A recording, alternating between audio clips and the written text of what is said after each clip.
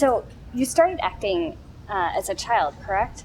And you moved out to Los Angeles to pursue that? Yes, I started acting when I was 9.5. But if I had had my way, I would have been acting much sooner than that. I was that kid who just wouldn't stop hounding her parents to let her try acting, and they wouldn't let me until I was 9. And yeah, we moved out to Los Angeles, my mom and I, when I was 14.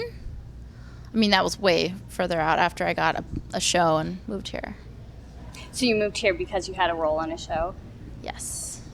Do you remember, was that your first professional role that you booked?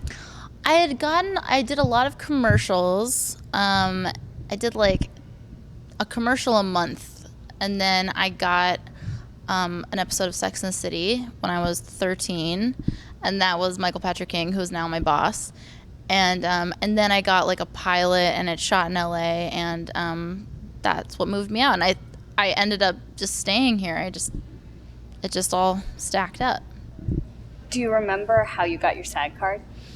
Oh my God. I do remember it was, I got my SAG card doing extra work, and it was a nightmare. And so when I say I've paid my dues, I've really paid my dues. I mean, I did like triple overtime and like going up the stairs with a backpack and like a Diet Cola commercial like in New Jersey, you know. It was the worst. I think it was like 3 credits or something to get your SAG card, and I just did a bunch of extra work. It was the worst. But it worked out, sort of. So, as a child, did you do a lot of acting classes and training, or did you pretty much learn what you know on the job? I didn't have any training. We didn't really have a lot of money for like the kind of stuff that like fancy kids had. So, I mean, I had this manager whose husband was an acting teacher, and he had this like shady acting school that it was like if you signed with this lady, you had to take an acting class or like take classes at his school. So I took one class, and it was not my bag. Just wasn't my bag. I mean, we had to do the thing where you like get on the floor and you have to be like a tree, and I was like, what does this have to do with film and cinema? Like, what does this have to do with anything? I just hated it. Again, I was 9, so I'm not going to discount anything, but that kind of did it. I was done with those after that, and I just, admittedly, if you go back in time and watch my earliest thing, I'm not very good, but I like the idea of learning as you go and learning from directors. That's what I like to take advice from, our directors and other actors. Can you think of something memorable that you've learned from a director? Yeah, I mean, it was almost, Kenneth Branagh was the director of the first Thor movie, so that was an amazing experience just to be around him, just watch him.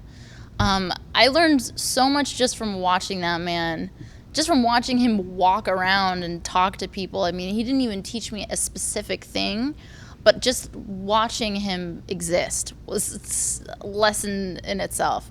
But he was very big on, before we would shoot anything, reminding us how we feel, reminding us what just happened, talking in depth about what's about to happen, how we're all feeling separately, and it makes you examine your character more deeply and not just phone things in. Do you have a way that you typically prepare for your character? It depends what kind of character I'm preparing for, but I usually, if it's a film or something, I like to make like a folder on my computer with images or things that kind of evoke a feeling that make me feel like that person, or I make playlists of songs I think that person would listen to, or I mean, weird little character ticks like that, like different perfume that I think maybe they'd wear, just like little things to make me feel like a different person. And then I kind of revisit that every night or every morning before I go to work. Since you started as a child, did you find that it was difficult to transition from child to adult actor? It was difficult to transition from just a child to an adult. Like, I don't think I'm even an adult yet. I mean, it's so hard just growing up in any way, that being an actor on top of it is just, it's just so much. Although in some ways it might even be easier depending on what kind of kid you are. Like, I was a very dramatic, theatrical kid who just was a weirdo, and I wasn't very social, like, with other kids. I liked being with adults. So for me, it was the ideal place to grow up and like the right spot for me. Because much like acting class, I was homeschooled, but I went to regular school for one day and I couldn't handle it. So I'm just a person who needs a lot of structure in a certain way, but I can't handle like structure for a long time, which is why acting is perfect. So, is auditioning something that you're pretty comfortable with? Does it still make you nervous? I love auditioning. I've been offered roles before, and as amazing and flattering as that is, and that's one of the luxuries of working so hard for so long. I don't feel like I really deserve something unless I've auditioned or unless I've done some kind of work toward it, but of course auditioning is humiliating and upsetting, and you just feel like you're gonna die like every second, and sometimes it's great and you feel really proud of yourself, and sometimes it is just mortifying and it ruins your week. Like you just, and it's on tape forever. Someone's gonna watch it and laugh at you. I mean, everyone has a nightmare audition story, but I still really like it. It's part of the job. Do you have a nightmare audition story? Every audition story I've had is a nightmare audition story. I mean, I've had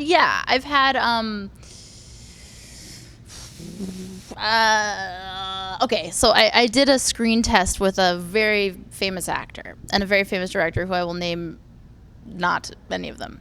And the scene was to play the actor's daughter. And he was supposed to be holding me and like restraining me, and I was supposed to be yelling and crying at him. So he's the director's sitting like over there, and the actor is supposed to be with me, reading the scene with me, because it's the screen test, like to play his daughter. So the guy backs to the very corner of the room, like as far away from me as humanly possible. And I quickly realized that I'm going to have to do the scene with him over there.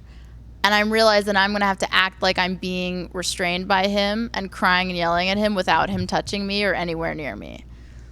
So that's what happened. So he was in a corner with his pages, like not even looking at me, and I had to like pretend I was being like restricted and like screaming and crying. It was horrible. It was the worst. It was so bad.